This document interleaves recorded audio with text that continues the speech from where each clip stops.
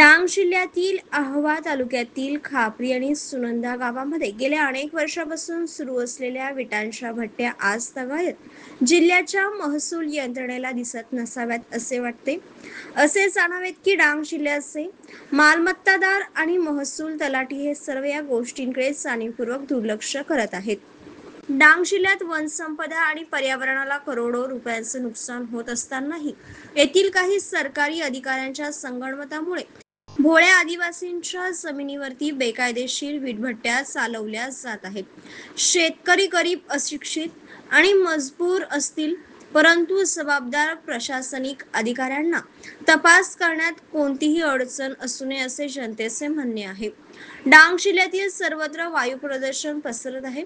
विटांच्या भट्ट्यांमुळे जमिनीची सुपीकता कमी होत आहे आणि पर्यावरणाचा ऱ्हास होत आहे, परंतु प्रशासनाला याची अजिबात चिंता नसल्याचे स्पष्ट दिसते.